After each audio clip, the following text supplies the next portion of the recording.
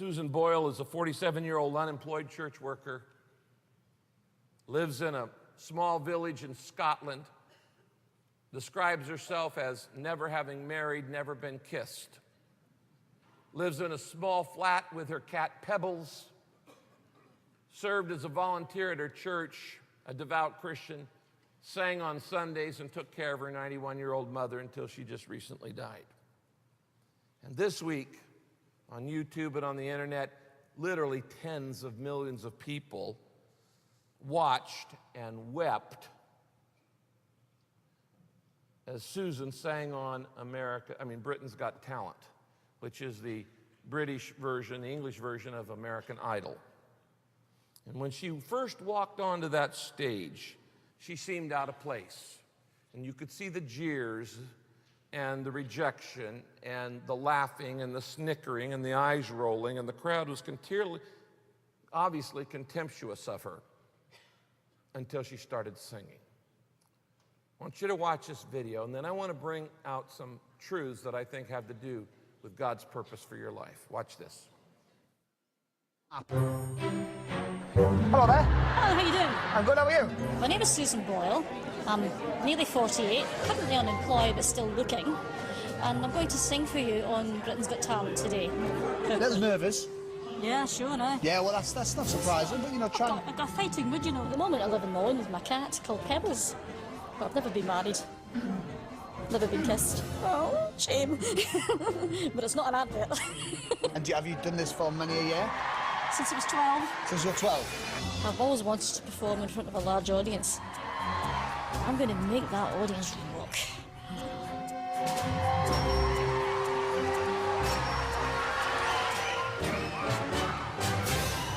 Hi, what's your name, darling? My name is Susan Boyle. Okay, Susan, and where are you from? I am from Blackburn near Bathgate, West Lothian. It's a big town. It's a sort of collection of... It's a collection of villages. I had to think there. And how old are you, Susan? I am 47. And that's just one side of me.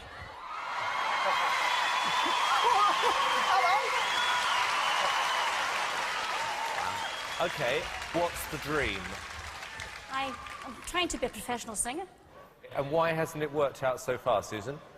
I've never been given the chance before, but here's hoping it'll change.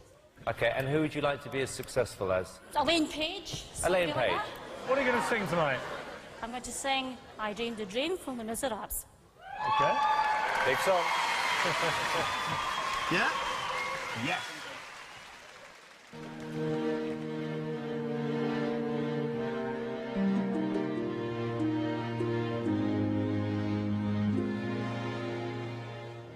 I dreamed a dream in time gone by.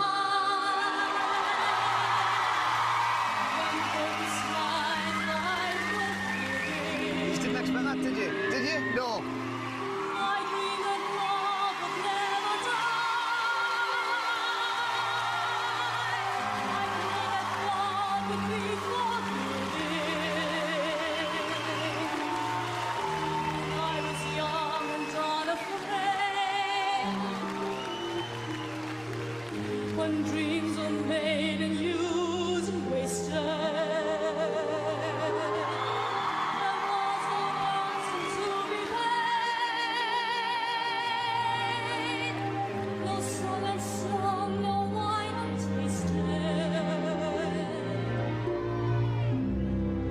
Tigers come with their voices soft as thunder.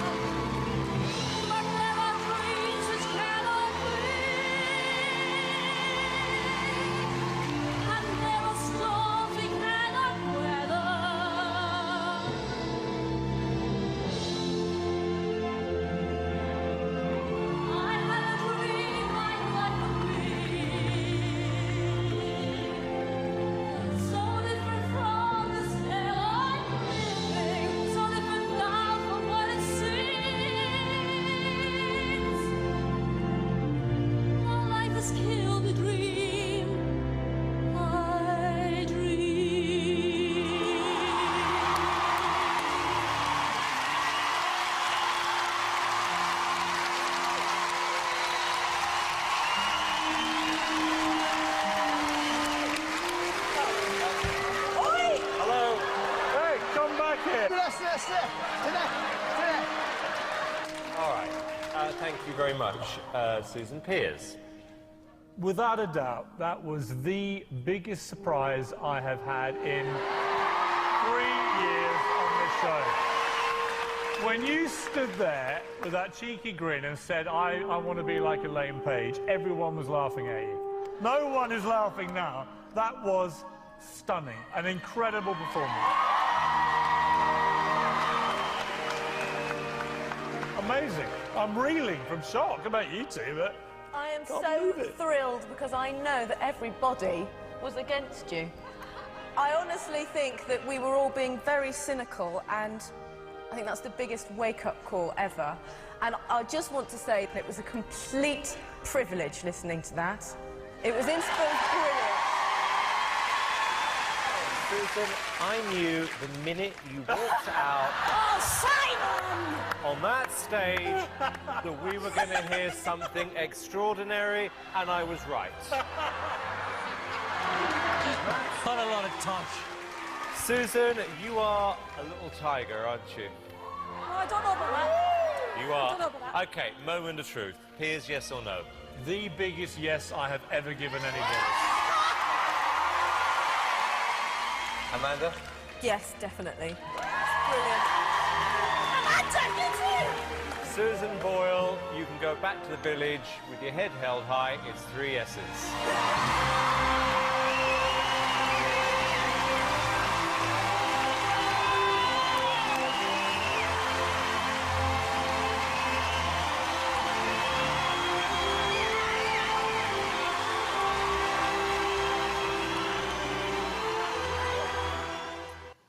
Now, why does that grab you so much?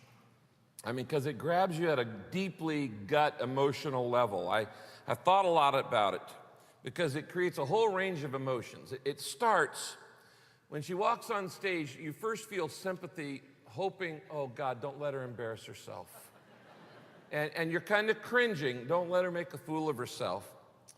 And then the moment she begins singing, you feel both shock and relief because this plain Jane woman has the voice of an angel.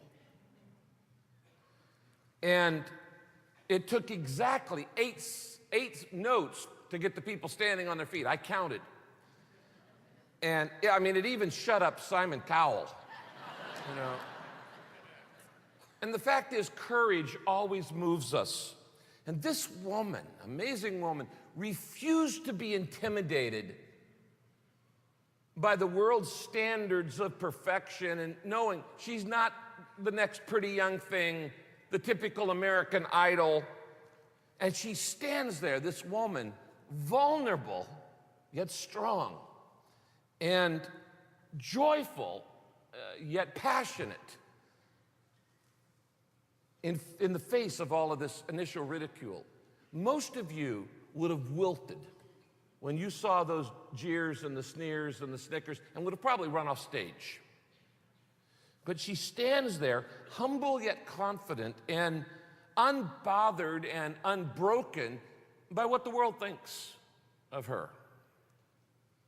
Now, what do we learn about this? Because I really do agree that I think this is a wake-up call in many ways for the world. First thing, I think we all need to realize how much we have been sucked in and brainwashed and programmed by the world's value system. If you are reading People magazine and you are watching Access Hollywood, you are being brainwashed to think that if people are not sexy or smart or swift, they're not worth much. And growing up in school, if you weren't good at academics, you better be good at athletics. And if you're not good at athletics, you better be attractive, because if you strike out on all three, people don't have to pay attention to you. That is the world's system. And I think the first lesson is stop judging people. The Bible says man looks on the outward appearance, God looks at the heart. I think the second lesson of this is to realize that everybody matters. that everybody is important. And that inside of everyone is this precious gift of God. It may not be a voice of an angel, but there's something there. James Martin, who's the associate editor of American Magazine, wrote this: "This video may be the best example of how God sees us and the way how the world often does not see us. The world genuinely looks askance at people like Susan Boyle, if it notices them at all. Without classic good looks, without work, out of work, without a spouse, living in a small town, people like Susan Boyle may not seem particularly important. But God sees us as worthwhile, special, talented, unique, and beautiful. And he sees the real person, and he understands the value of each individual's gifts, rich or poor, young or old, single or married, matron or movie star, lucky or unlucky in life. God knows, and he loves us. And I have no doubt as I watched that God was smiling when he watched this woman.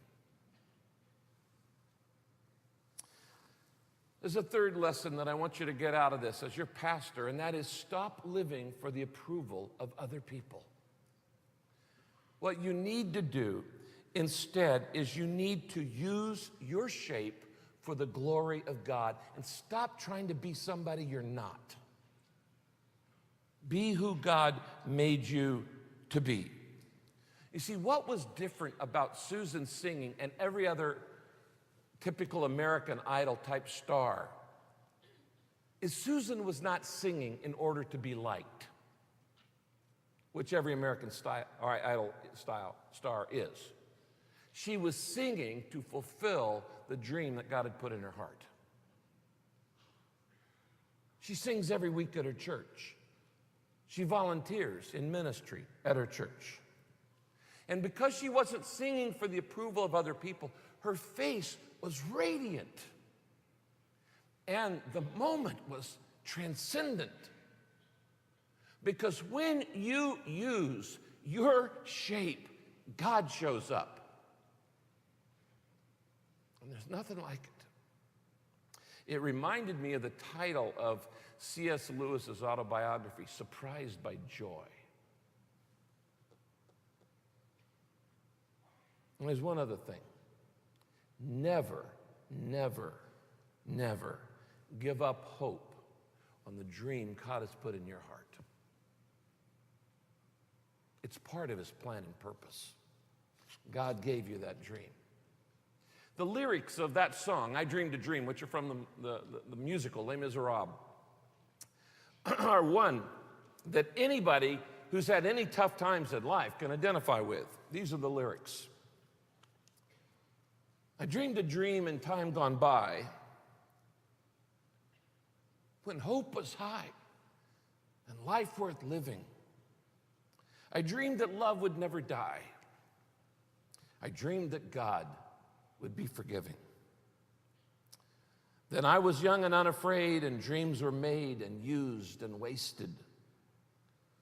There was no ransom to be paid, no song unsung, no wine untasted. But the tigers come at night, and their voice soft as thunder, and they tear your hopes apart, and they turn your dreams asunder to shame.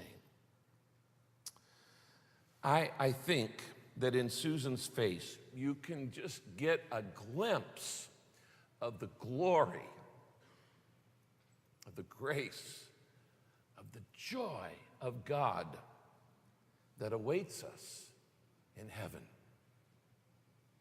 Because in heaven, everybody matters. In heaven, everybody's important. In heaven, you matter to God. In heaven, he made you to be you.